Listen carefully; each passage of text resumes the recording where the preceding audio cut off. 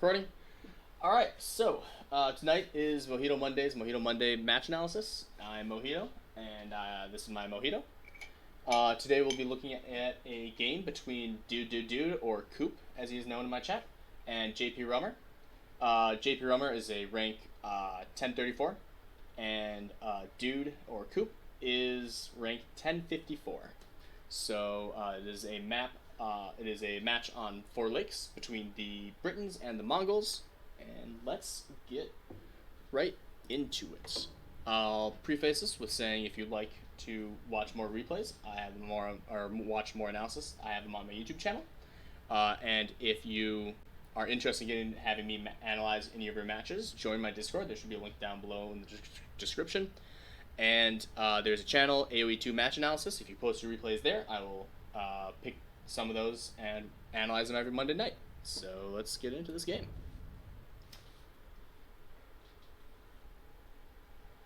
Alright, so, Dude. Unfortunate house placement. I'm actually going to restart real quick and just see how much. So we're going to go very slow here. Okay, so it looks like this isn't the worst deal. Yeah, so you plays the house.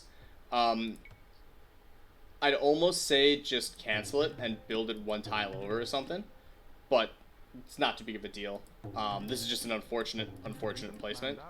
And luckily, even if it's a more complicated goal, you can always just drop it on the side and you'll be fine.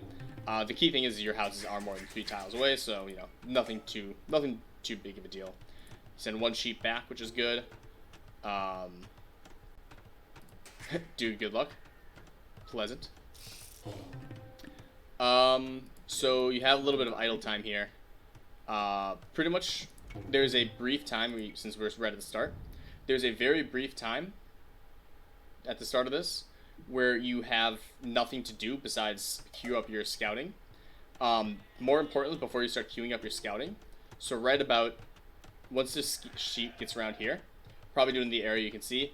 Yeah, probably. But like right here, instead of queuing up more scouting, even slightly before this, if you would shift queue these guys to the sheep, shift queue this guy to the sheep, and then right click the town center onto the sheep to have them queue onto the sheep, then you can start focusing on scouting. But right now you're going to cost yourself a couple seconds of idle time, which again isn't too big of a deal in the long run, but every little bit helps, especially in the beginning when any amount of food really can make a difference. So you find your boar, which for some reason in this patch always seem to be next to each other. Not that I'm complaining. I'd also say if you're gonna scout, if you're gonna scout with your sheep, I would recommend you're shift queuing them, but you're not shift queuing all of them. So get a couple extra shift queues going, and then just quick click through them. Otherwise, so far it looks fine. You're getting your circle around. So it looks like you send both of these back. You only need to send 1 back, and then 1 you could go and check out these black squares real quick. This sheep's doing a great job, but in the meantime, then that's something that it's a small thing, but in order to get much better, and then good catch. You almost lost that other sheep. But that's one of the dangers of sending the other sheep back too early, is that your villagers can have a mind of their own, and then they might try and kill an extra sheep. If this sheep had been out scouting, all the villagers would automatically go to the other sheep. So you build this lumber line. I'm not the biggest fan of this lumber line. Granted, it is nestled kind of right in there, and there's that, so it's not the worst. I would have probably put it down here. No, that's not good. Yeah, you don't see any other lumber lines, so it's probably the best one for now. You could consider putting it here, and then villagers will have to queue a path around, which is unfortunate, but it'll get you really nice and nestled in there. Or even a little more up here, and then you'd have a few extra, but it's your only lumber line. Yeah, it's your only lumber line. And the placement, I think, is your best placement, unfortunately. It's not a very good. It's not a very good starting lumber line, but such is life. Such is random generation. So the sheep's still doing God's work and scouting. You have this other sheep.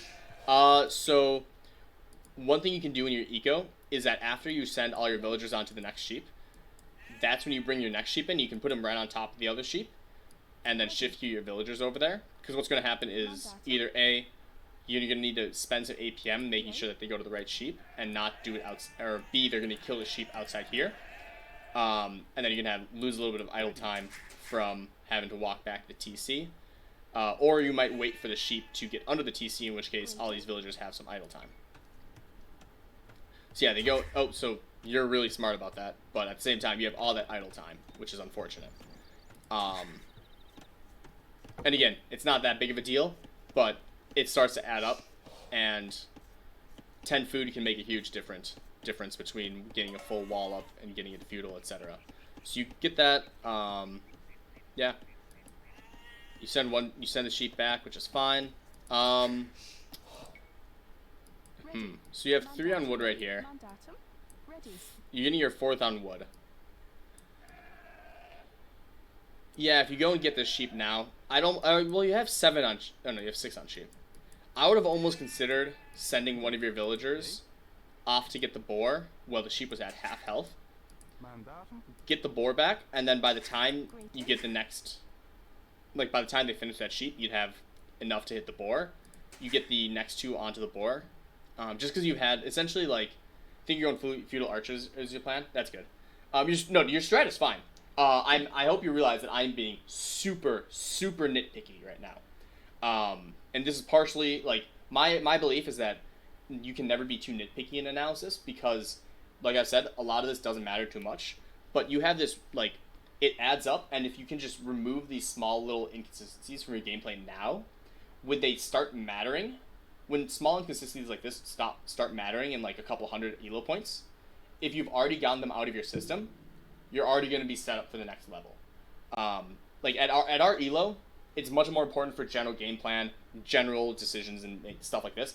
These small, like, 10 food differences don't make too much of a deal. Like, if this was a Hera game or something, absolutely that 10 food is vital. If Hera was making those mistakes, that is something he specifically would have to work on because he's losing that small percentage point, which matters at the top level. I like to be super nitpicky about this stuff because, again, get this out of your system now, and it won't bother you once it starts mattering. Also, it's early eco, so there's not too much to talk about. So I like to dive deep into stuff.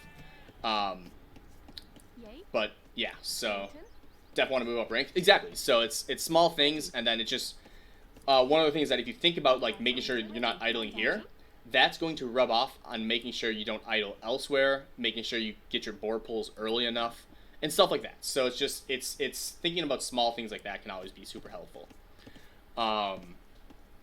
So you send the sheep back. This guy goes and is 23 archers supposed to hit 5 is 5 on wood or 4 on wood? I thought 25 archers was 4 on wood. In which case I would have sent this girl to go get the boar. Yeah, so I think you're supposed to get this girl onto boar, and then you send your next villager to build a house, and then the next one, the 14th, to build the mill. And then you have a house by the time you get to 15 villagers, so you won't get housed. And then you're already starting your mill. You have 7. So on 4 lakes, you send more to wood for a dock. That's a very valid point. I didn't really think about that. I don't play 4 lakes. I don't play water maps very well. I think you can still get away with just 4, and maybe not build the mill right away and build a dock before the mill. But my big fear now is that you're going to get housed. Because if you build a house with the 13th villager, or like 13th or 14th villager, it's very highly likely that you're going to get housed. So that's my fear right now. I would rather you go and build a house and then send that villager to go and chop the wood, or go and get the boar and then send the next one to chop the wood. You want to get the boar earlier just because it's going to get you collect more food from a boar faster, and so you're going to be able to get, if you get like 6 or 7 onto food, 7 or 8 onto a boar, you're going to start being able to get excess food, meaning they're going to get closer to castle age by the time it matters. Instead of relying on a spike. I don't think 6 on wood is the right call, though. Okay, so that one goes to build a house. Okay, you did see that there was a tree there. So you're building 2 houses. Queuing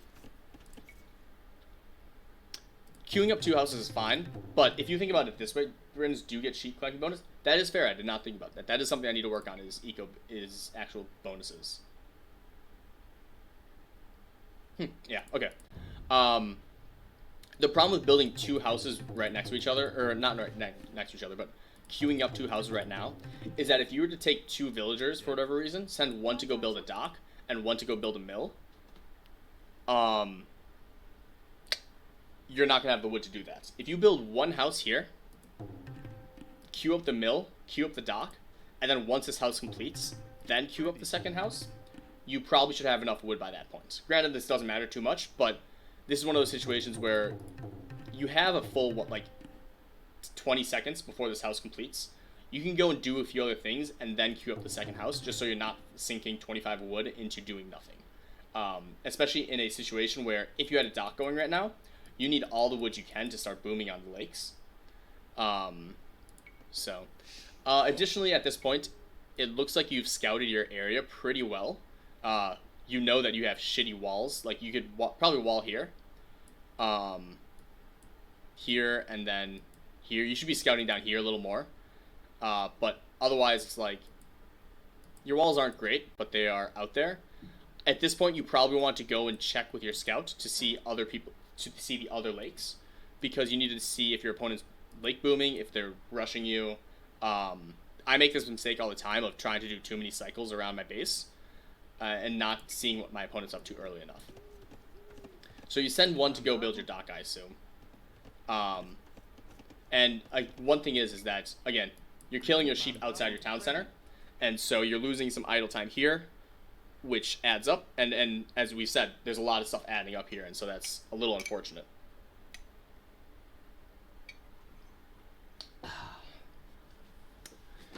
So,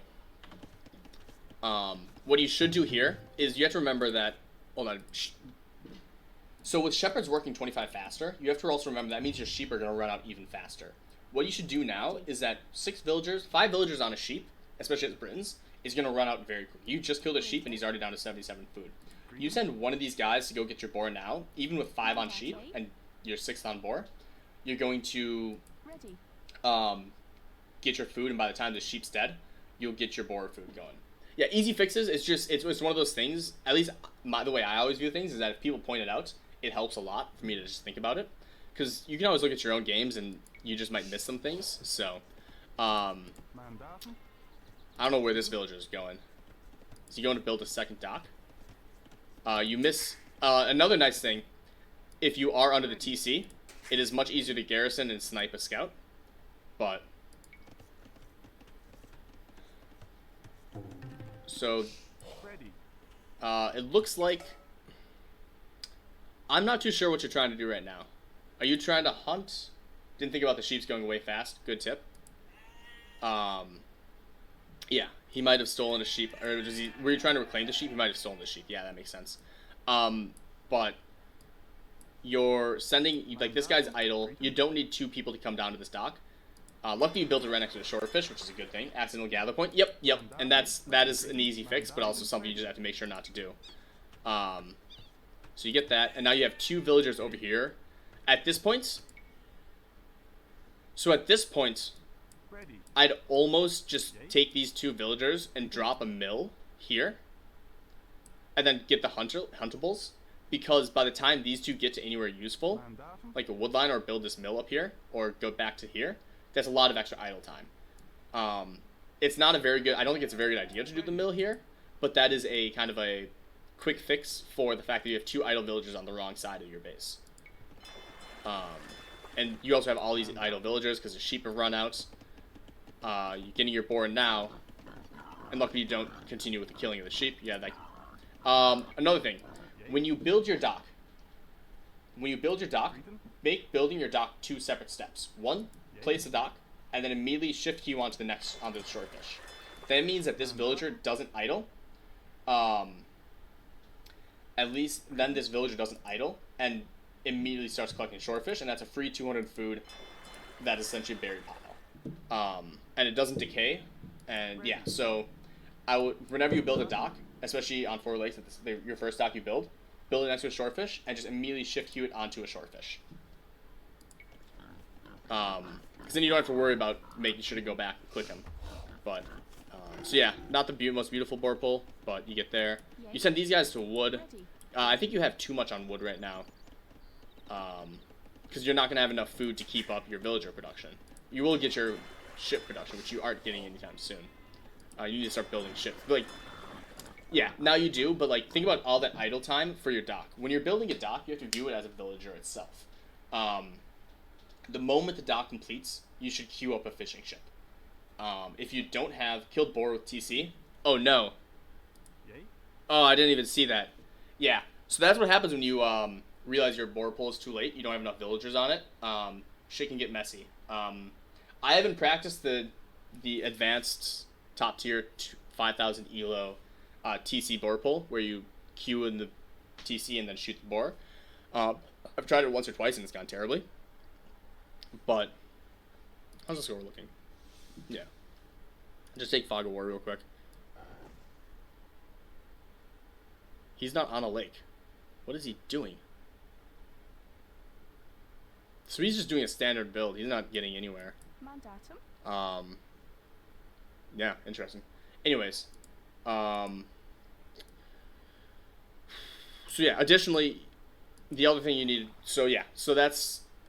Clean this up a little bit. If you get your boars earlier... Like, that's the nice thing about getting the boars early and on time, is that then you don't have to worry about catching up with them. Because the easiest way to mess up a boar pull is to do it when it's the only thing you have left and you're late. If you're late on a boar pull, that's when the pressure is. You're like, oh man, I'm behind, I'm idling.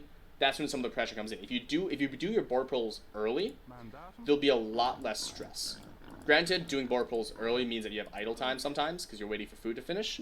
Watch Spirit of the Law's video. He talks about ways you can actually kind of like, not necessarily pause the boar hunt, but like if you lure it in, garrison your villager, ungarrison the villager, wait for a second, attack the boar, garrison the villager, so on and so forth. You can kind of stall the boar there. And yeah, you'll idle, but you'll at least have the boar closer.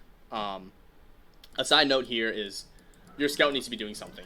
Either investigating what the enemy's doing or throwing on auto scout just to start getting resources. Check the corners.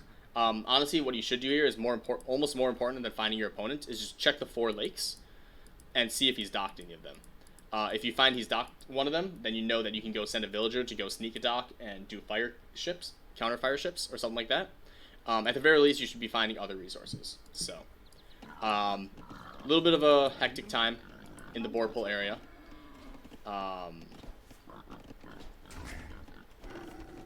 Yeah, so that's all good. You're queuing up fishing ships. You still have an idle villager, which I hope, if you don't have a hotkey for idle villagers, definitely use it. Either put it on your mouse or put it on spacebar.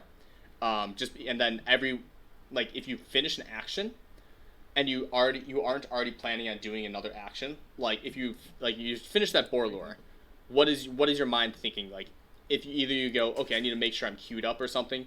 My reaction here would be, I finish the boar, I click space. I don't look up at the top of my screen a lot of times. I will just click space. If nothing happens, I don't have to worry. I move on doing something else.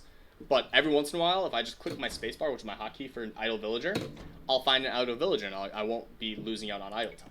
So, I think you're trying to figure out what to do. At this point, you already have this guy over here. Build a second dock. Say screw it. Double up your fish eco. Double up your fishing ships, and then get more wood. Like, because this guy's doing nothing. At the very least, put him on the swordfish. So, or even, yeah, send him to start walling up. I would have still put him on the fish and then taken this guy to go wall up, because it's, again, you're doing a lot of walking time. Oh, yes. Yeah, let's go. Let's go. Sexy. Fucking love it. You don't need to complete the palisade walls. I don't, like, you can. I would probably just, You could have also built a house here. Since you were going to build a house anyways, if you had built a house, that would have helped. Just because it would have, you know, helped you build a house when you need one. Because you might get a house. But catching him sleeping, that is fantastic. Yeah. So you finally start moving your scout, which is good. You're still queuing up fishing ships, which is great. Got that guy. You have no idle villager. Well, you have an idle villager now. You have a couple idle villagers. But at this point, you should send them to do something. House would have been nice. Yeah, so he finally realizes he has to break through this.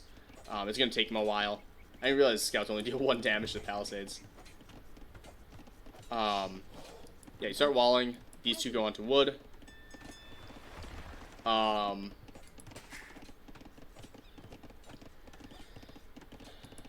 Yeah, so you have, so here's another thing. You have idle food. Go throw 1 villager on here, just so you don't waste all that food. And then just make sure to shift queue it to the next sheep.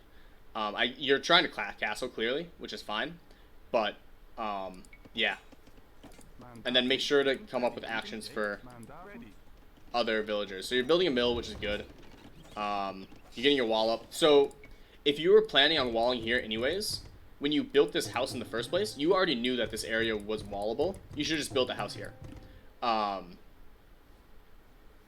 Unless you were expecting a rush for some reason, like building a house here isn't very important, because if you do know you're getting rushed, you can just move over here and build a palisade right here if you needed to in emergency. But then it's like, it's not really going to stop much. So building a house here would have saved you a bunch of build time and a handful of wood. Not much wood, but when we're doing fish booms, kind of need that wood. Yeah, so far everything's good. You're building that. So you are at 20 villages, right? You have ships, which change up the math. So you've clicked up. You're out of herdables. Yeah, at this point. Oh, he has. Okay, so he has militia. So this is exactly why you should have been. You should have been scouting. So he's docked. You finally do scout. You see his barracks. If you'd seen that barracks earlier, you'd have known better. And luckily, instead of, he makes a mistake here. I don't think freeing his scout was the right call, because it's going to take him a little bit to break through, and it gives you a chance to respond. But you definitely should be ready for this now. Like this gives you warning that, hey, stuff's about to go down. I think the pro plays here. Quick palisade this guy in real quick. Just 2 palisades here, just to make sure he doesn't get attacked, and then you can delete them later. Build your barracks right here. You build the barracks here. One thing about walling that's really helpful is that your walls don't need to cut your opponent off if they funnel your opponent into the TC. So building a barracks here means that he'd have to go through your TC, in which case if you have villagers under the TC, which if you had some farms it'd be nice, but you'd be able to garrison, and then he'd have to take TC fire to get anywhere. So building a barracks here right away is important. Just to be able to get some defense. Or even, yeah, so you do that. Perfect. This is exactly perfect. And he walked right by my walling villager. Yeah, so he was, which isn't the worst. Like, that happens. And that's where you kind of need to do hot groups with stuff like here. And so you can go here, switch back.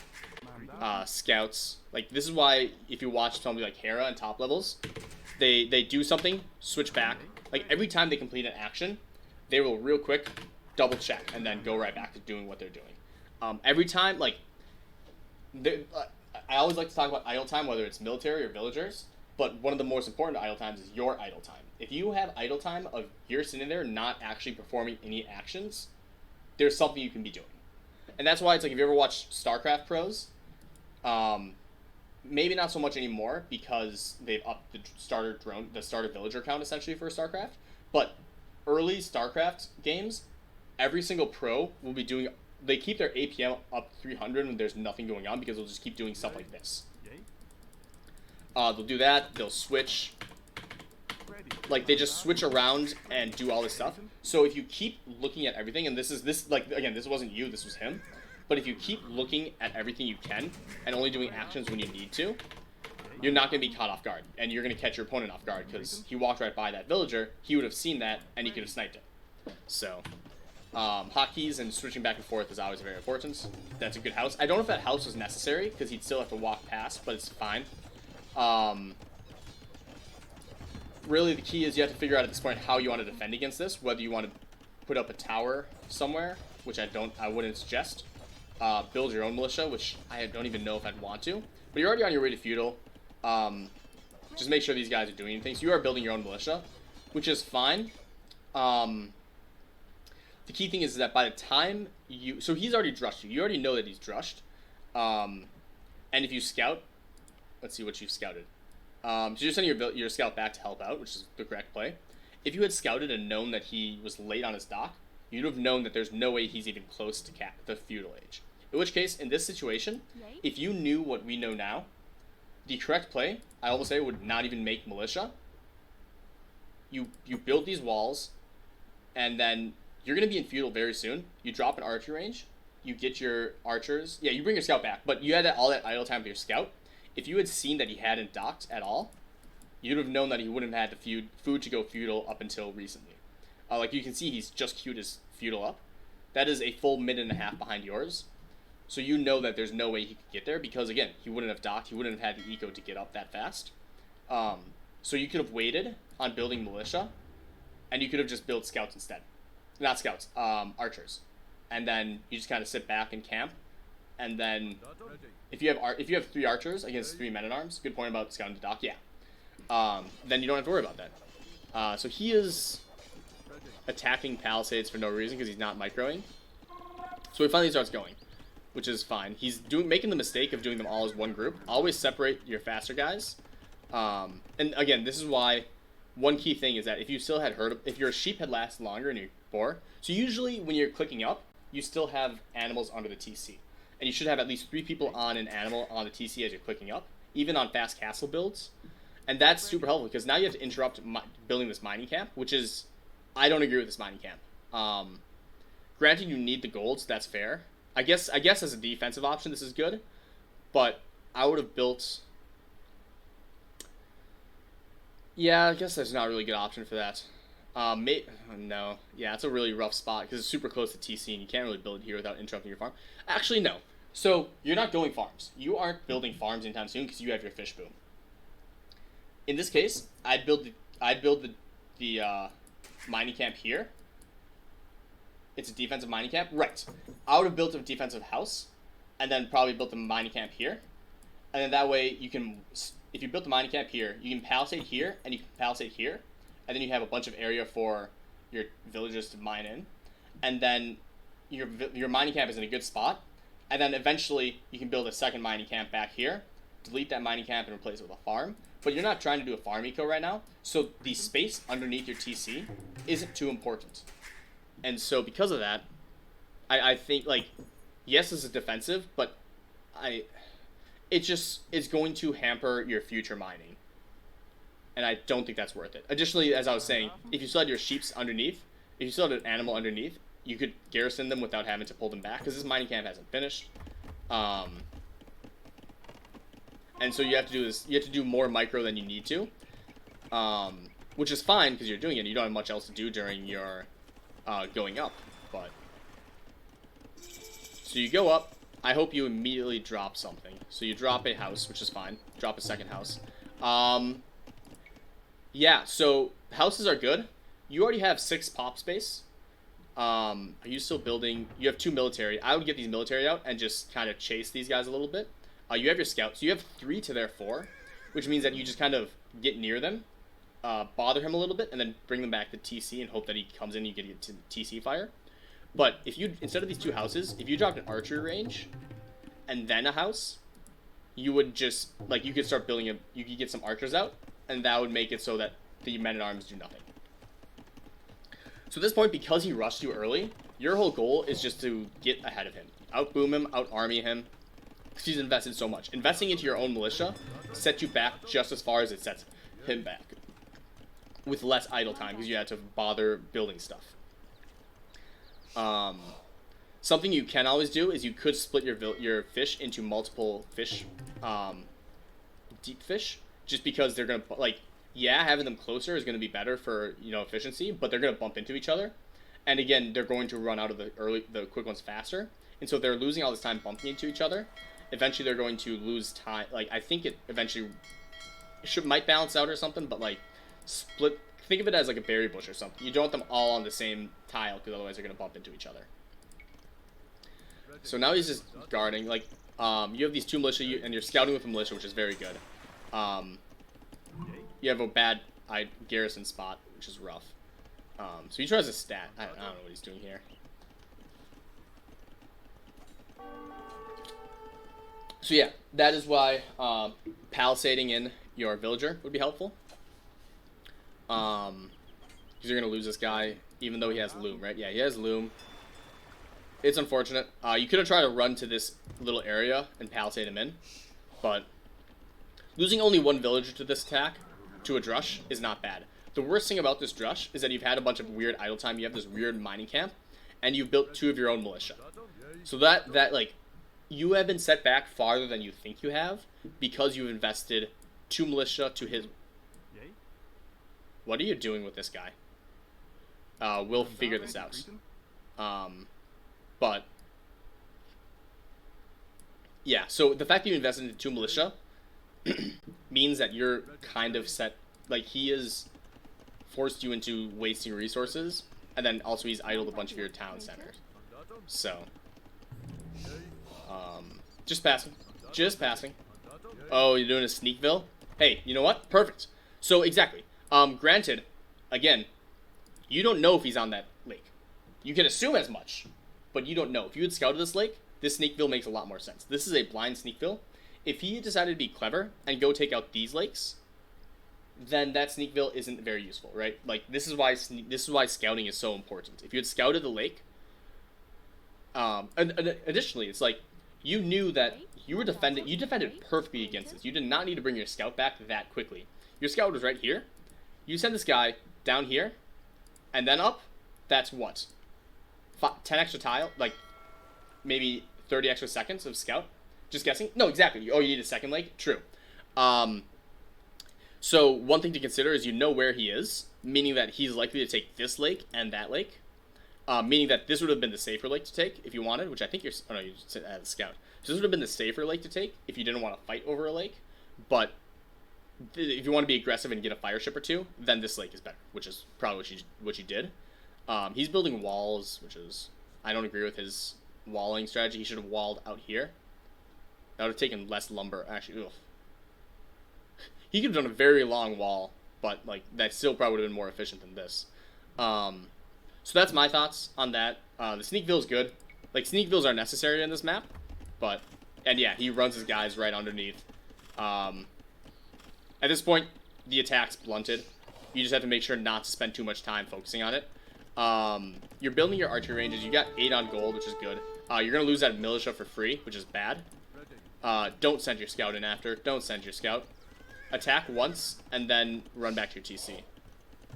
So he's not paying attention. You're going to pick out the militia, and now I think you can take this fight. Yeah, so this fight's now fine. And so you can just do that. Yeah, I would have just... Yeah, like, again, you're building your archers. So, at this point, you don't have to worry about these guys. These guys are doing pretty much nothing. You have essentially a wall up. Again, I think if you had built these archery ranges to block off this tree line, and then started building your wall in like this, it would have been a little more efficient, and given you a little extra space, but not too big of a deal. So you get housed. Unfortunate, but that's what happens. Okay, so you're sending some archers. You have your gather point forward. So the problem with having your gather point forward, if he had his militia here by any chance, he could have taken out one bill. Or if he still had his scout's still roaming somewhere, right? His scout can trade 1 for 1 with the bill, and that is a very good trade for him, right? At this point, if you don't have fletching, which you don't have yet because you just built your blacksmith, and if you're busy massing your army, just garrison them or put them behind your walls for now or closer, so they have somewhere to run to. Exposing them like this when you only have 2 of them, it's not a very good. You hate building walling. It's a long way around. Yeah. So I don't like this garrison gather point. Like, you don't get punished for it, but like if he had scouts, if he had transitioned from men at arms to scouts, whoo boy, you lose your initial couple your initial couple archers and your game plan's gone. So, that gather point is suspicious, but otherwise, yeah. So here's what I'm talking about with the multiple. Sometimes you need to micro your fish eco a little bit, because you have you have all these different deep water things, and you have all these guys fighting over one port. You take half of these, send them over here, and your fish eco's fine. Think you do get punished for it? Oh boy. We shall see. But you are doing a sneaky dock. You're building fire galleys. I love this. Honestly, I'd almost even consider a second dock. Your wood eco's not there, but like, find something to do with this villager. Even if it's just take this shorefish. Again, build a dock, queue the shorefish. This is just idle time. Yeah, he's not able to do much, but him collecting shorefish at the very least will do more. Or build a second dock, or build an outpost, or send him in to die and just get an extra scout in. You just want this is where randomly pressing space, you're gonna find all your idle villagers, and you're gonna be like, they need to do something. With no scouting, it could be bad. What if he had no dock? For a fire ship? What are you saying? Like a second dock? What are you asking if he doesn't have a dock? So if he has no dock, since you didn't scout, they're not worthless, because you have to assume at some point he's going to try to counter dock. If you have 1 or 2 fire galleys, then you just set them on patrol on the shoreline, and then while your fish eco is happening, you have somebody patrolling on the shoreline, and eventually they're going to be like, hey, they're trying to build a dock. Or B, there's nothing there. And then in that case, you just have you're building a fire galley to build a safe mindset. Let's look at how much fire galleys cost. Because yes, it is a waste. So 75 food, 45 gold. Yes, that's a waste. Unfortunate if they didn't have a dock here, but it's safe to assume that he has a dock. And additionally, building up fire galleys here at this point isn't the worst, simply because it helps hedge against future. Because if you see that he builds a dock and he knows that you have a dock here, and you guys start building fire galleys, you're already 1 fire galley up. 45 gold and 75 wood. Throwing that away is totally worth the safety of mind of knowing that this lake is yours. So worst case scenario, you've wasted 115 resources, but you've guaranteed a fish boom. So there is building this, knowing that this isn't your lake. Now, if you had gone to build this dock up here, and then built a fire galley first, that might have been suspicious. That's when I would have said, build a fishing ship, send the fishing ship over here, or send the fishing ship along the shoreline, and then send it to go fish. And if you see other ships, or if you see the dock, then you build a fire galley. But this is his lake. It is almost certain that he's taking it. And so this fire galley, super worth. I am 100% on board with this. I think even if he had no lake presence, I would say, I think people would agree that this fire galley is totally worth it. So, and you can see, yeah, he's getting his second dock up. This is where scouting again, at this point too, where is your scout? Do I still have it? I have it still hotkey. Use your scout. You don't care about massing horses at this point. Your scout should be out scouting. At the very least, check the other lakes.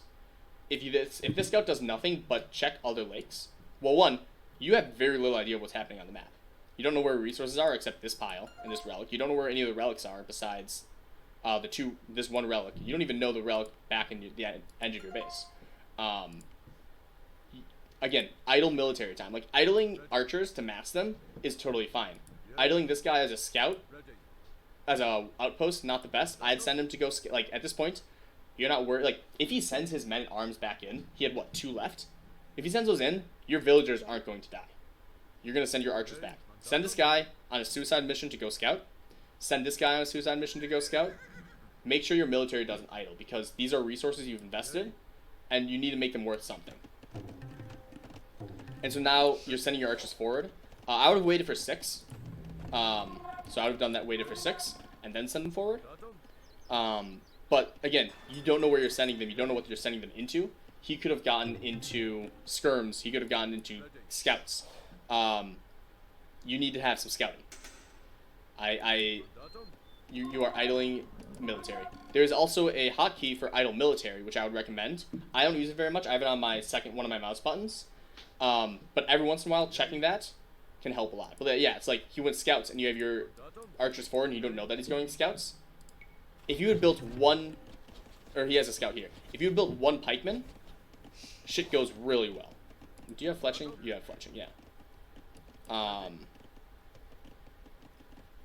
Yeah, you throw 1 or 2 pikemen up front, and you're going to be so much better off. Yeah, you don't have idle military hotkey? Yeah. So, I don't know what kind of mouse you're using. I can't actually, here, I can't show it, but I have the 2 thumb buttons on the mouse. And I just have the forward mouse button, because I don't use those for anything else. And so it's something that you don't need to press very often, but every once in a while it helps a lot. And then also late game, it helps find you, if you have random military groups that are just randomly sorted around, you can help track down some groups that you weren't paying attention to. So.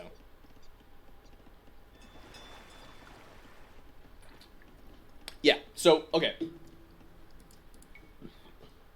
I don't know if where's your view lock? Okay, so you are microing. You have 8 scouts, or you have 8 archers, and you saw 3 scouts. Turn the fuck around. The key thing here is that you might win this fight. You're going to lose a couple archers for a couple scouts. That is not a good trade. This is where, again, if you have 1 or 2 spears, you're going to be golden. But you don't. And so you push him. I don't know why he runs, but that's a mistake. And you're sending your archers forward. I don't agree with that. I would mass a second group of archers and then send them forward, because they can get picked off by scouts. So you're just, like, yeah, you're getting some scouting information with these archers, but sending them forward just to get scouting is not worth it, because he has a faster moving army and he can pick you off. I would send, like, if you're going to send these guys forward, immediately go start pressuring something. Which you do now, but yeah, this garrison point is way too far forward. So he's in castle. That's why you need to do attack move as well. You need to micro these guys a little bit. Micro, yeah, your micro needs a little work here. But yeah, like, this is why that's so bad. You get on the hill, which is good. So one thing you can do, yeah, so you clump your guys together, which is good. But it's a little late, and again, you wipe out your army. Send these guys back. They're still exposed. So you get another one, and now he sends knights. So at this point, you need to start massing spearmen. So you're building a fire galley. You're killing it over here. I think 3 fire galleys might be too much. I would do I would leave it at 2 fire galleys, and then once you see, every once in a while, check down here. If you see a flag go up, or if you see one of his fire ships come out, then you start matching him. But this is when you start getting fishing ships. Like, you don't need this many fire galleys, because it takes so long to kill a dock with fire galleys. You just make a fishing ship and start taking control of this lake. Because it's like, this gives you an opportunity to boom as well. So, additionally, you know he has knights, so the fact that you're not making spearmen immediately is a huge problem. Because you should be, oh, you have a couple spearmen. Oh, you have 3 spearmen. But you should be getting your upgrades. You're getting your castle age.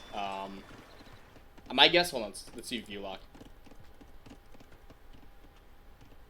So yeah, you get punished here.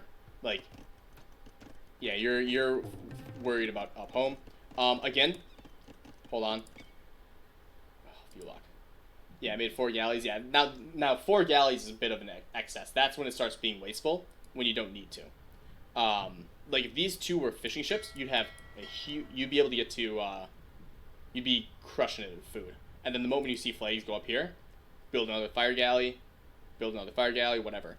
But you've already established control of this lake. You've killed all his fishing ships, I think. Yeah. And, this is just overkill at this point. Luckily, it just means that it's hard for him to take this lake back, so it's not the worst.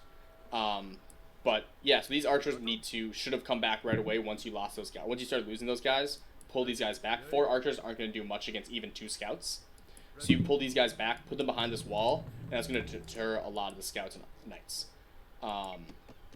So he sends them forward. Use this guy who's useless as a scout and a deterrent. Maybe pick off a scout, which you might get. But, like, yeah, that's just buying time. You get a scout, which is nice, but he's buying time. You get some pikes. You have a huge hole. These guys are all exposed. So this is one of the problems I was afraid of with this bad mining camp, is you can see that this is a lot of bumping. You also haven't updated your, you also have too many people on gold. 17 on gold is horrible. Put all these guys on another lumber line. Maybe even another mining camp. Like, you should probably start mining some stone here. Put them on some herdables.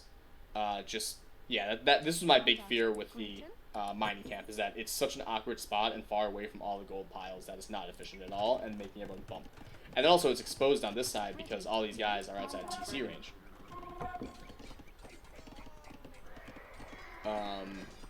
So unfortunately your pikes have no upgrades. So they are doing nothing. So you need some upgrades on your pikes. Your scout comes in to try to do something, but like, you can't fight these knights. They have upgrades. Your pikes don't. So you finally get the armor upgrade, which is good. Oh, I didn't even realize you had built archers, which is really, this is sick. This I think saved you right here. Oh, don't want to go slow. So that helps a lot. They're probably going to clean up. You probably could have microed and killed that other knight, because he's at 2 health. But where did the archers go? Oh, they're just. So when he starts running with his knights, if you see he peels off this way, I would have just brought them right up here, like where this guy is, in chance you can get a quick snipe and get a couple extra points of damage on him. But, or start bringing your archers over here. You don't want to have them just sitting here. At the very least, send a Vil, close off this wall, and then send your archers over here to protect against a potential entry over there. Because right now, here, they're not doing anything. Because you'll see that they come in from this area long before it matters. So at this time, you hit castle, go drop TC, great TC location. Honestly, it's probably the ideal TC location. I'd almost consider dropping a TC on a wood line though, just because you want to get even more wood out, which gets you way more food. And especially because he's going knights. If you drop a TC on wood right now, if your first TC is on wood, since you're only going to be dropping one right now, I don't think you're going to be going for a third TC. If you drop a TC on wood, you get all that wood, you can double up on your fish boom. Well, you're almost out of fish boom here. I hope you're not building more fish, but you can start fishing up this lake, and then that lets you flood up on food and wood, and that's going to get you to a good spearman production. So,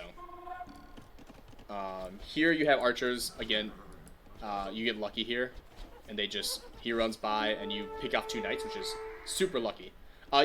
So, yep, first he should have been wood. At the very least, you need to find another wood line. You have a wood line down here. Oh, like, you know about this gold? This right here would have been probably fine for a second TC location. It's a little bit far out of the way, but like, yeah, your wood lines are garbage. Yuck. Down there, or even up here, like, you could do an aggressive TC location. Get through, like, if you'd sent these gold miners to get some stone, you'd have been able to drop a castle. Like, you get a castle right here, or even over here. This TC is a golden place. Like, that would be a beautiful TC location. You get a castle up on this hill, and this side, this entire area is yours. Castle on that point, castle up here. So I would have started mining stone earlier. You always have to remember to start mining stone at least once you click up to castle, if you ever want a castle. Especially because you have so many on gold, and you're going to be, especially with this TC location, you're getting a bunch of more on gold. Even if you put them all in stone, like, essentially you've still done a lot on gold. You have the ability to get a lot more on gold. You want to get other resources because you're going to hit a lot of gold very quickly and spike in gold. So, you send your archers forward, which is good. Again, pikes. Send a couple pikes with them, and these guys aren't going to get melted by knights. This is not how fast walling works, but it's easy to ignore the cut through. So you're going to lose a lot of guys here. Actually, you have a good mass, but like, yeah, so you have a good number, and you have your upgrades, so they're holding up. You're losing a couple more than you probably should. Like, if you had 1 and 2 pikes here, forgot all about stone this game, yeah. And that's just something you'll have to work on, but yeah, if you had 2 pikes in this army, like, the knights are screwed. You would be crushing it. Again, here, you're starting your fish boom, perfect. If you still have your scout, which I don't, you traded it, but I would send maybe, like, So you're going archers. You don't need stables, but if you were to build a stable, you could create one scout for 60 wood and 100 wood, or 60 food and 100 wood, and scout the other lakes. Again, lake control is huge in this game. If you you should have docked this one already. You have the wood for it. You can gain control of this, and then you should scout over here. If you could cut him off of this food, he'd be screwed. Look at his food production right now. If you already cut him off of one lake, if you were to go and say screw fighting over the middle, let's go take out your lakes, he has no way to produce villagers anytime soon. So that's something to think about here. Send your archers forward. You killed a bunch of his knights. There you go. So if you killed a bunch of his knights, you already know he's at weaker force than you. And then also, I've talked about this before. Timing attacks are a huge thing. I'd watch a couple of StarCraft games where they talk about timing attacks. I don't have any on hand. But the most powerful your archers are going to be is now. Even though he's had the upgrade advantage, he might not have the upgrade advantage right now. You've stabilized the game, but he could be getting his upgrades right now. And so, if you attack now, before he can get better upgrades than you, you're going to be winning purely on numbers, and this means they're going to be the most efficient now. So.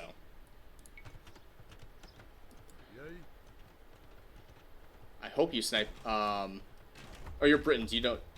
So, you need to pull these guys away. That is. If you ever attack on villagers under TC, you need to straight only micro that. If you need to look elsewhere, do it.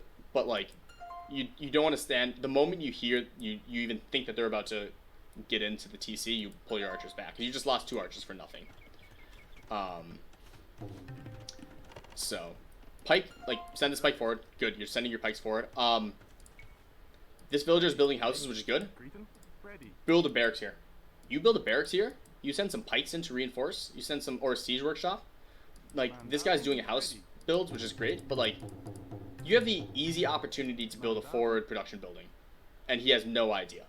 Well, you have some idea, but that could be huge. Yeah, you got to get better at going back and forth between eco and mill. Yep, and that's, again, it looks, I'm guessing you use hotkeys, but my recommendation, if you want to get much better at it, practice a game against an AI on easiest, and I've made this recommendation many times, and just force yourself to use as many hotkeys as you can, and then instead of attacking the opponent, send your military to random parts of the map doing fake attacks on different parts of the map, and then just focus on building your eco, but also, like, going onto your military back and forth, switch back and forth to make sure to do different things. So, like, it's hotkeying and map awareness and stuff like that is a skill that can be trained. So, yeah, like a forward, like, this is awesome, your production. I would have made sure to send one around here, because I think you don't, yeah, you're so scouting around there a little bit. But, if you had a forward production building here, because right now, your pikemen have quite a ways to work. You send this guy to build some forward production buildings, that would have been huge. He gets a castle, defensive castle, which is on a fine spot. So let's look at what you're doing, because I haven't paid any attention. So you're booming. University, good. Building a maze, which is fine. Again, if you had been walled up here, so if you had your 2 archer ranges to this wall line, you have blacksmith, house, university. That is 4, 5, 6, 7, 8, 11 tiles. 1, 2, 3, 4, 5, 6, 7, 8, 9, 10, 11. You're already halfway to walling to the wall. That would have been huge, and you could have just finished that wall, and then you have all this farm space, as well as making it so that they can't run in and sneak into some of these holes. So, like, yeah, you don't need to wall. Like, walling on such an open map is a mistake, but if you're going to be building walls anyways through houses and production buildings, you may as well use them for a better wall than this inefficient pseudo maze. So, you're sending your guys forward. Hopefully you're microing against this mangonel shot. Oh, not good. So decent micro, not amazing. Mangonels at this point, 2 mangonels, you just run. You can't beat those. So you run, which is good. And now you have to figure out how to beat the mangonels, which you're still maxing. Hold on a sec. Are you still making fishing ships? Okay. I suppose, actually, yeah, making more fishing ships, you can make fish traps, which isn't the worst. But I'd almost say this. This lake is populated. This lake is fully populated for fishing ships. You don't need more fishing ships here, I'd say. Your better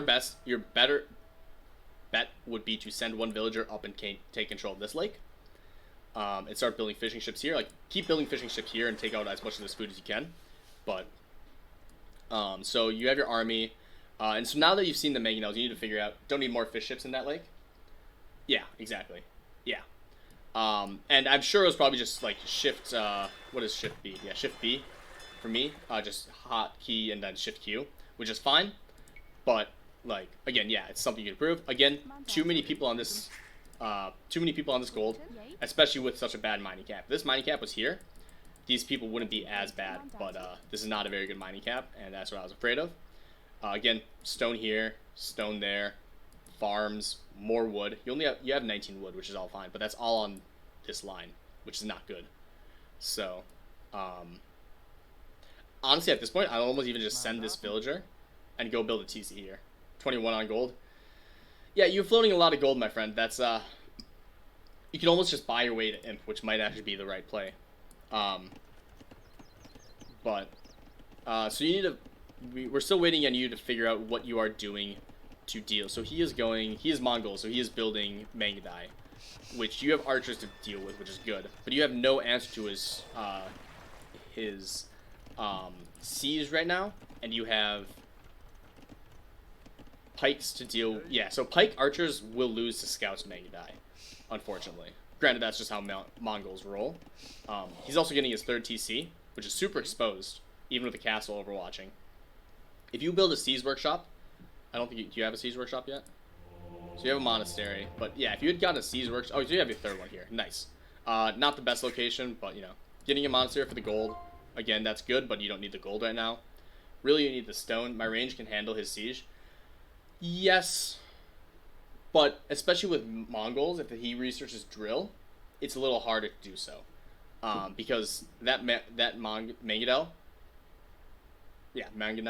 can get in real quick and drop a bomb or two, and then you like the problem with relying on your range to deal with siege is that you have to micro it, which means that you can't focus on other things. If you were to get a couple light cav as well, then you can just suicide some light calves, take out the mangonels, and then it's down to his mangadais versus your archers. So, Briton horses aren't great, but they're not useless.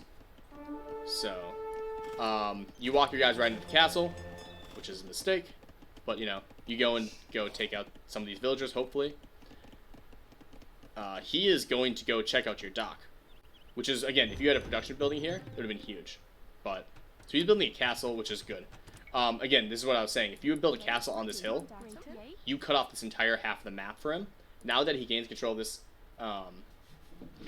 this hill, this dock's going down, eventually. You can't really contest this castle anymore. One, you don't have your own castle because you're not ever getting stone, but two, more importantly, is just he's taken a very important hill on top of the lake. So, and because he knows you have some stuff over here because you've docked. So, and you're just running around. These archers should have been poking at these villagers and then running away. Because you take out these 4 villagers, like, you could just get some free villager kills here.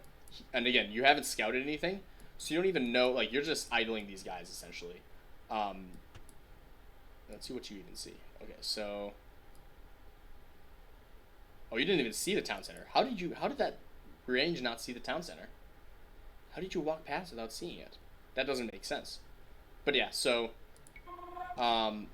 Your army just isn't really doing much, which is a lot, and you just kind of need to figure out what you want, where you want to attack with it.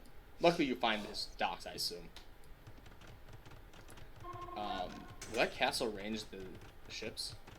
But very poor scouting. Exactly, yeah. So you find his ships, luckily, and I hope you start attacking. Yeah. So you start taking some of the ships, which is good. He's pulled away dealing with that, but he should try to take control of this ship. Like, he should probably try to take control. If he builds a dock right here, your fire ships can't attack it. So, he builds a lumber camp here. I would just build another TC, honestly. How many villagers does he have?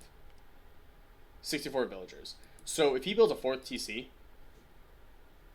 granted, he needs to rebuild his food eco, because you're going to start taking... have you wiped out his entire food eco? Are you kidding me? He had like 8 ships. He had 6 ships over here. What? You killed all of his fishing ships. That's sick. Okay, so he needs to build farms now. How does he have 26 on food? He has 5 farms, 7 farms, 15 farms. He should have docked under that castle. He wasn't very good, thankfully. Yeah. Docked under the castle, your fire ships can't attack him. Oh, I know why you have 26 fishing, 26 food, because I'm looking at you, not him. He has 15 food, yeah. 15 food is not enough. Especially for Mongols, you need a lot of food. You need hella farms. So now that he's losing this is brutal. Also at this point, you wiped out all of his fishing. You immediately send a villager over here to dock and take over the lake. If you know that he had a lot of fishing eco and you've just decimated it, if you can make sure that you maintain control of this, even if it's not to build your own fishing ships, but just throw some fire galleys here, he's going to be reliant on farms, and he doesn't have his farm eco built up. So if you can keep him off the lakes, that's huge. So, also, this is good, but it takes so long to kill this dock with this army. Your army's not doing anything, and he could theoretically mass an army and go and attack. If you, again, this is where it says you send a villager over here, build a dock, and just take out the dock with fire ships, and you send your army to go do more important stuff, like hit this gold mine, hit these exposed villagers, take out some dies. I fucking love this. You're never gonna get a ping because it's never gonna hit, but he's massing mega dies, which I hope you're aware that he's massing mega dies, because I don't know what you're building back home. So you're building more crossbows. When are you gonna go stone? So you get housed. You have 23 on gold, Coop. Coop, you have so much gold. You could buy 2 castles. You can buy your way to imp. If you go imp and get your upgrades, you win. So okay, I missed this. You go in and attack with his army. That's great. He has a shit ton of mega die though, and you should have expected as much. So you're gonna lose your army here. Maybe not. You are Britons, so you keep going. But like, if you hit imp right now, you win the game automatically. There's no way he can beat a mass of archers like this. You do buy your way to imp, yeah. But like, you could have done it a ways back. Oh, so you finally got hit by a castle. This might almost be a situation too where you send 4 archers just to go up and see what else you can get. If you sacrifice 4 archers to go get 4 villager kills, that's a pretty good trade at this point. Just because you're ahead, you have map control. You already have you have a lot of archers already. Throwing 4 away to fuck him up with some stone and stuff would be very helpful, I think. Also, it diverts his attention, forces him to use valuable APM. And yeah, so the problem with this too is that you're going to get trapped here. If he had been smart and sent his mangonels around to trap you, he could have gotten some meaty shots off. But by going all the way around here, you've trapped yourself, which hope he will try to take advantage of. But I think, yeah, you have the Briton range, and you're on a hill. So he attacks grounds and wipes out your guys. Oof. I don't think you're paying attention here, right? There is no micro going on here. So that's really rough. So you lose this entire army. Or not. But additionally at this point, so you haven't bought yourself up. You're getting skirms, which is fine, but if you're already going... So you're already using your archery ranges to produce archers, which is fine. You're not getting stone, so you're going into... you're not going into longbows. At this point, I'd keep your archery ranges producing archers, because your amount of archers will beat their manga dies, and then just keep making some spears. I don't think making skirms... No, he's getting skirm. Yeah, that's a very valid point. So, belay what I said, and yeah, keep looking. So yeah, at this point, these guys are pretty screwed. He's going to chase it down. I would I would have halted on this hill, because you know he's going to chase you up on this hill, and you get the hill bonus, and so you could get some pot shots off on him. Because if you just run, he's just going to harass you with the mega die. He's going to cut you off, and you're going to lose the guys. Honestly, what he should do is that now that this force is useless, he should be raiding with his mega die. So you're sending these guys to go reconnect with the Forlorn Army, but the problem is that you have no defenses at home. You have wide open gaps. You have 2 spears at home, and you have no way to defend against a mega die harass, which he definitely should be doing. And you have no way of dealing with structures. So you start researching Imperial again. You finally start putting people on stone, which is also very good. So this harass is really good because he didn't move out with these guys. But if you were to take out this entire place, take out his villages, and he doesn't even attack your guys, that's good. But these guys running into your base, there goes your entire eco. So at this point, a defensive castle, like again, you haven't gotten stone at all, but leaving some army at home or sending some army down this way, which is where he would have come from, would have, like, you have these 2 guys here as a good scout, but like so you have some outposts, okay, so. But, like, making sure he doesn't come through this way. Because, like, skirms are good, but, like, Mangudai just run past them, and they say, whatever. Cool story. So, this is a mistake. Don't run under the TC. You're losing all of these guys. So that is where you individually micro these guys back around, but you've lost a lot more archers than you needed to, for free. At this point, if you're not going to use these guys for anything, just pot shot these farms, and force them to get an annoyed. So if you pot shot farms, it does 2 things. One, it steals some farms from him, and if he tries to repopulate them with villagers, you can steal villager hit. But more importantly, it keeps pinging him that he's being attacked, which A, distracts him, B, annoys him, C, if he gets attacked somewhere else, he won't get a new notification, meaning that he won't know the difference between being attacked on this farm and maybe losing villagers down here. So I would have just taken a couple pot shots, or redirect them down here to this other town. So, additionally, your boom isn't great right now, so if we look at the villager counts, he has 20 more villagers, even though you have, you have 20 more villagers. What am I talking about? Yeah, you have 27 fishing ships. So, okay, you dock up here, great. Again, I've said this twice. Shift Q to this shorefish, or another dock. At this point, you have so much wood. You drop 3 docks here, you pump out 3 fishing ships at a time, and you're going to get the ability to flood out trash all you want. Additionally, speaking of trash, you have 2 barracks. You have 32 fishing ships and 25, 32 food guys and 25 woodcutters. You could be pumping out spearmen. You could be pumping out archers. Like, archers and wood, like, yeah, that's going to fight over each other. But you could be pumping out a lot of trash if you had more production buildings. This is one of those situations where in Castle, if you ever see yourself floating up to about 1,000 wood, and you don't have anything immediate to spend it on, drop 5 production buildings. Just do it. Even if you're not currently trying to flood, having 5 barracks here would just be like, oh, hey, he's starting to raid with light cav. I flood out from 7 barracks total, and then holy shit, I immediately get that under control.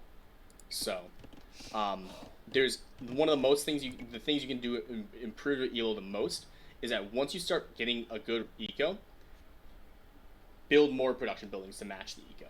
Decided pikes weren't worth it and making light cav to raid and continue archer. That's fair, yeah. Even better, you don't need wood for that. So then you have a wood unit, or you have a gold unit, or a food unit, and then a gold and wood unit. So that's a good combination. Even so, you don't have stables. You could have dropped 6 stables right by now, and then started producing scouts and just started flooding his eco. So you're building some barracks, but so you did lose a fire galley. Shame. Yeah, so you're going up to Imperial. You're finally getting stone, but I would have gotten more stone. Also buy a castle. So if you're going up to Imperial Age, you need to figure out why you're going up to Imperial Age. You're going up there for arbalests and better upgrades, but most importantly, you know he has these castles. If you know he has castles, you need a way to take those down. And in this case, that means traps.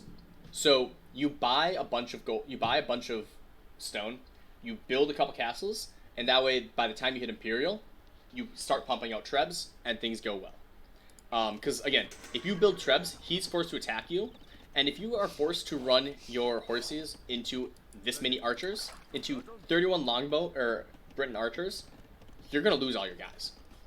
Especially with pike support. So you're building houses here. Fine, I would build a second dock. So you hit that. So you hit castle. Do you still have a guy down here? No, you lost your villager from wherever he was. Oh, he went and mined gold. This is fine. At the same time, with all these resources, build a TC here. Hitting input out a castle is bad, especially since it's going unique unit. Exactly, yeah. If you built even a single villager TC, like you throw a couple more like you throw these villagers over here, even if this TC gets raided and destroyed, you have so much food that losing that many villagers isn't a big deal because you have the fish eco. And then on top of that, you just start producing villagers and put them on both stone and gold, so that even if he starts and takes over this area, you've mined out a bunch of resources. So I think a TC here, 3 TC boom is the correct way to do most things. Never be afraid to go up to 5 or 6 TCs, if it makes sense.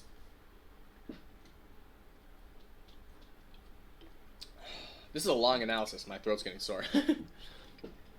But there's a lot to talk about. And you made a lot of good plays, and a lot of boneheaded ones, which is exactly what I want from analysis videos. So don't ever tell me you don't have good games to analyze, because there is a lot that has gone on here that has been worth talking about. So you are getting attacked where? Oh man, I didn't even see that he's building. So he's building another TC. So like, every time you find another resource, unless you already have a bunch of villas that are doing nothing, and you don't have, you're not at 120 villas, so you may as well build another TC like he's doing. You're getting attacked. Where are you getting attacked? Oh, your fishing ships under the castle. Got it. Yeah, and so this is where it's like, not too big of a deal. You just have to micro this now because the castle's annoying. But, again, second dock would have been great here. Later on in the game. Send a villa over there to build a TC. Nice. Perfect. Yeah. Awesome. So exactly what I said. And ran into a castle. Oh, over here, you're saying? Okay, got it. Yeah, so the fact that he has 3 castles, and you have no way of taking down castles, again, it's one of those timing situations where the moment you hit Imperial, you're so far ahead of him. If you had Trebs, he has no way to deal with your Trebs. Unfortunately, you're not using those Trebs to your advantage and taking out his very forward and exposed castles. Like, you put your archers on this hill, surrounded by pikes, and 2 Trebs, this TC goes down. This castle then goes down. This TC would go down afterwards. This castle, like, just they would fall like a house of cards. So the fact that you have no castle, no Treb is very, very bad. And that's why it's like, no matter how much you're winning right now, I don't know if you win this game simply because you're not pressuring when you are so clearly ahead and you're giving him time to catch up. You almost throw this? Alright, so you do win. But yeah, it's like you have so many Arbalests, which is good, but you have, like, this is the classic, like, you're doing Arbalests and spears, but you don't have a lot of spears. You don't have stables, and you only have 3 barracks. So, if he goes skirms, which I think he did, if he throws 20 skirms at you, like, yeah, it's Britons, so they can kind of deal with it, but, like, that's a lot of army that would be rendered ineffective. You need that second unit comp, like we've talked about.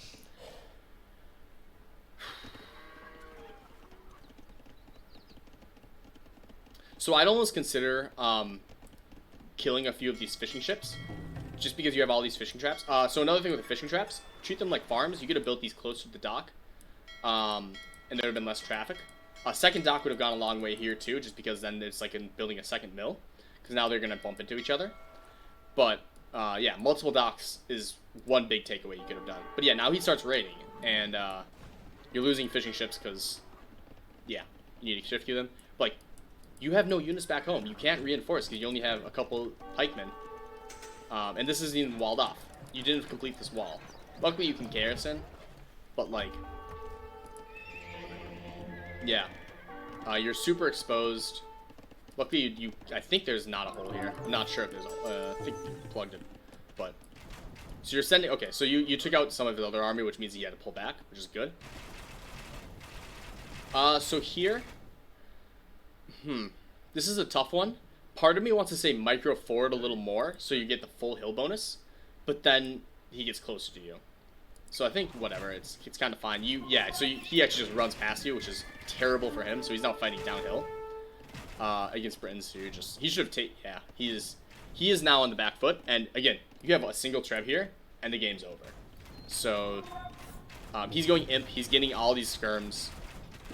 This is the super dangerous time when you need a way to start, like, yeah, these archers are doing a lot of pressure. You're just pressuring a town center. That's it. He has all these knights, which I don't agree with as Mongols. He has skirmishers and Megadai. These are going to beat your archers very heavily if he stops garrisoning his units forward. Do you have chemistry? I don't know if you have chemistry. But chemistry would have been nice to have as well, just to make sure that... Actually, do Britons even get chemistry? They don't get thumb ring, which is crazy. But, yeah, they get chemistry. I thought it was chemistry did more than just 1 more damage. I thought it was also more, accuracy. Interesting. Your arrow's on fire, so you do have chemistry? Okay, cool. I always forget what causes the arrows to be on fire. So never mind. But, so yeah, you're raiding with pikes. I wouldn't raid with pikes. I mean, you get a couple kills, but you're losing valuable trash units for units that you know could be useful. He sends... Are you going to forward castle drop you? Yeah, so you get defensive... You finally build a castle. Perfect.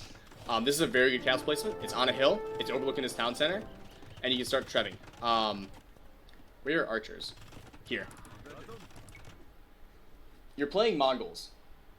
You're sending your villagers forward without any protection. And can he see you? You can see him. Can he see you? He can see this. He has horses. Those horses move very fast. He can go and doubt this castle. If you move your archers up, so again, right now your archers are idle. You move these archers up here. 1, you could deny this castle. 2, you protect your own villagers.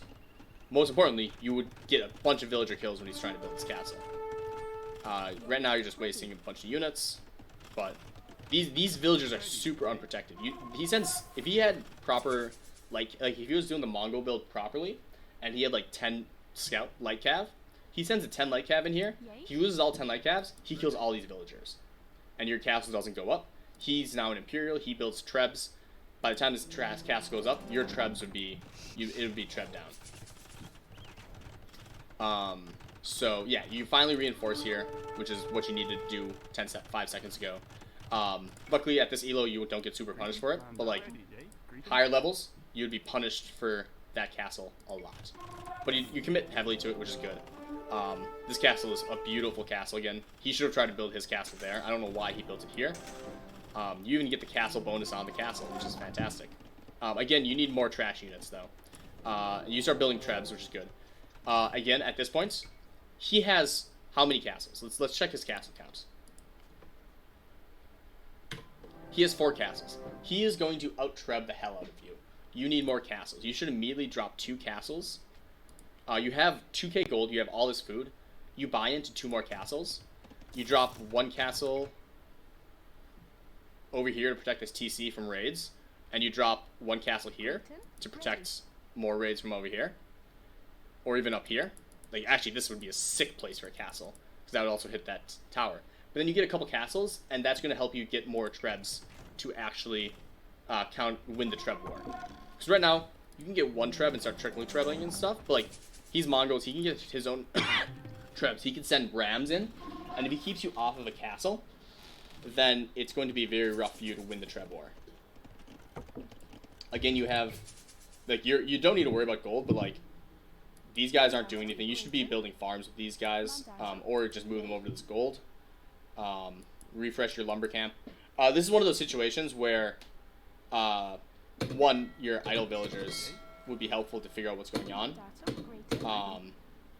I'm assuming do you make sure to turn on auto farm refresh? I'd recommend turning on auto farm refresh after a certain point in the game at the very least. Additionally, if you just kind of every once in a while cycle through your individual TCs and just take a quick glance and see like, okay, this all makes sense. Everyone looks mostly working. That's good. I have a couple idols here. But I have like all these guys doing nothing. And then if you clicked over here, you'd see oh man, this is wrong. My lumber line is atrocious. You move these guys all onto this one little lumber area. All of a sudden, or even just send these guys forward to build stuff. You go and take all these guys, build 5 stables. So you have 3 stables. You need more. Stables. You need more barracks. 3 is not going to cut it. But yeah, you need to relocate your lumber lines every once in a while is a key thing. So, we have a treb. Your archers are protecting it. I guess trickle trebbing is fine here because it's right there already. But I would have probably, yeah, so you need to make sure to watch out for those guys.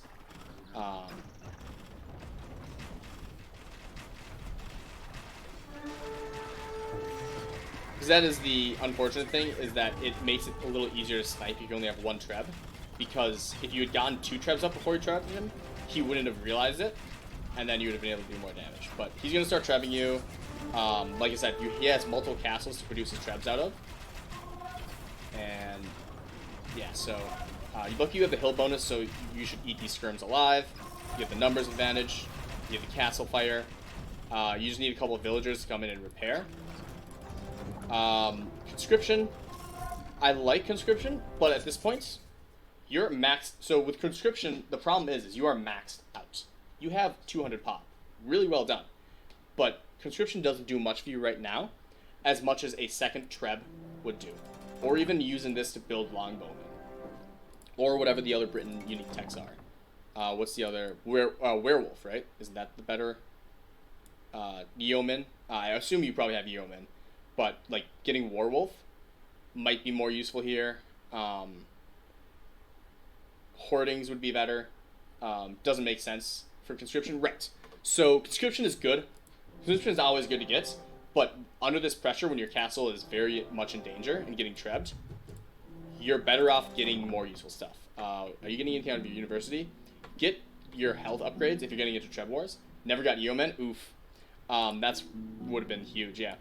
Getting health upgrades at the university is helpful because, again, you've built the university, which means you invest resources, and it's idle now.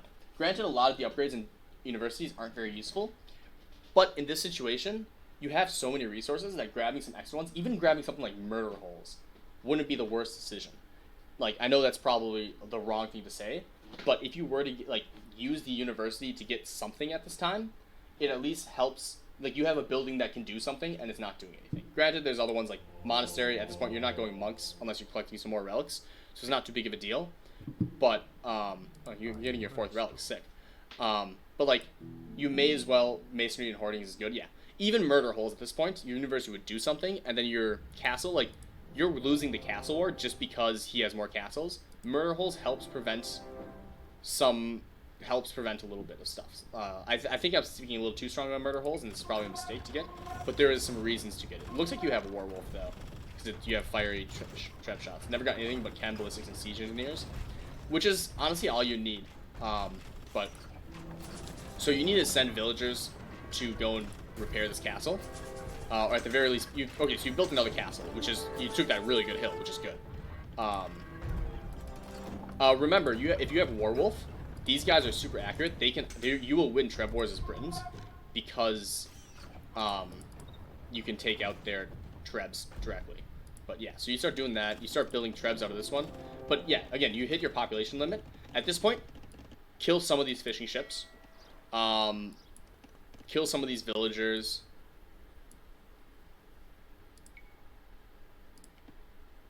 Did you kill all your ships here?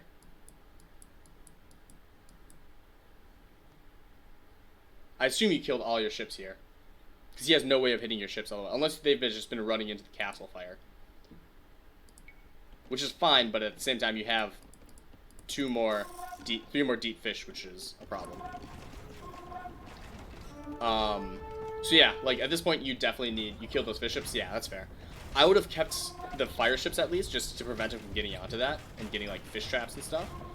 But it's a little late for that. Don't run your guys in. You need to start counter-trebbing, and you'll be fine. You already have this treb. You're going to win this treb war, but you just need to have these villagers go. Like, if you just sent some of these vills to start, repairing, perfect.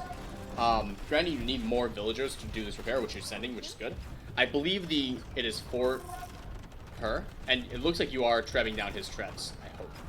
Oh, but you don't have a werewolf, so they're not... Oh, no, they're... Yeah. So use suicide to prevent the protection. I don't know how I feel about this engagement. Like, it works out, but he has skirms to protect. And honestly, you have a treb on... You have 2 trebs on this castle. You have a 3rd coming in. And you're repairing this. You send a few more builds to repair this, and you're going to be fine. And then once this castle goes down, you will be able to move and clean up. I don't necessarily think that losing all of these gold units is very... Like, granted, again, you're floating millions of resources in pop caps, so it's not too big of a deal. But sending these guys to protect these trebs would have been way more useful.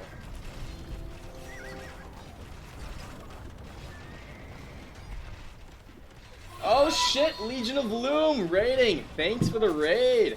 Not trebbing the castle, but you shoot the repair bills. Doesn't make sense. Not trebbing the castle, but shooting repair bills. Yeah. I mean, getting kills anyways. Legion Loom, thank you so much for the raid. Thank you for the follow, Lady Jade. I'm Mojito Monday. I'm currently doing a recording for a analysis for my YouTube. If you guys want to submit matches for me to analyze in future Mondays, which are Mojito Mondays, Mojito Monday match analysis, where I'm drinking mojitos on Monday night, then I will happily take a look at them. I hope all the matches went well at Loom's tournament. I watched the first 2 matches between Nuvis and Artemis, and then Coleslaw and Iron Chef, and I loved what I was seeing. But now I'm doing some analysis for my buddy Coop, and getting some awesome analysis. Yeah, so we are almost done with this match. This actually has been a long analysis session, but he is cleaning up as Britons against the Mongols. So he's taking down this castle, and yeah, so he's GG. So there we go. What a perfect timing. So yeah, so very key takeaways is that you shut down his lakes, and on 4 lakes, that's a huge situation. What's up, Iron Chef? I guess I have to root. I'm rooting for you now, Iron Chef, since you took out Coleslaw. Thanks for the follow, Ridu. So you took out the lakes, which is huge.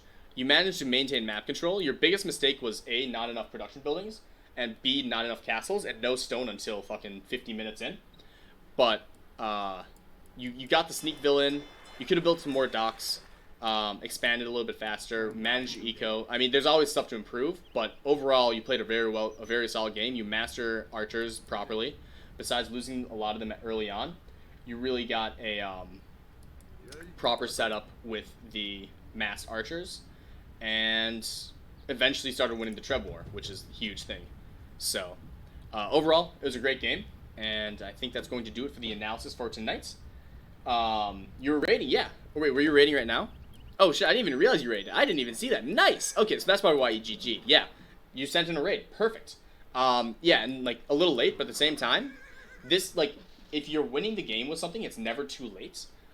Building some stables, even if even if he was closer to where you are and you guys were having full-on army battles up here, creating a couple cav units just to send a raid is never wrong, because if you start messing up his eco, then it makes it more likely that he's going to resign.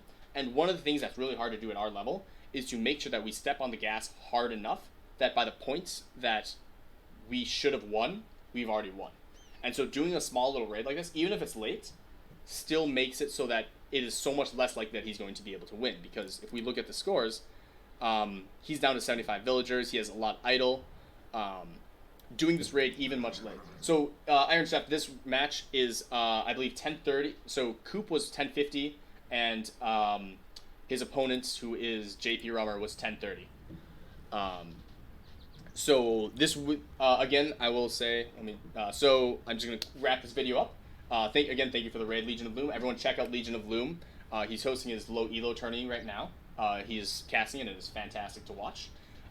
If you want more of this analysis, you can check out my YouTube channel, The Mojito Monday. If you want to watch me play more of these games, I stream on twitch.tv/The Mojito Monday. I do analysis every Monday night where I drink mojitos and do match analysis. If you'd like me to analyze any of your games, join my Discord.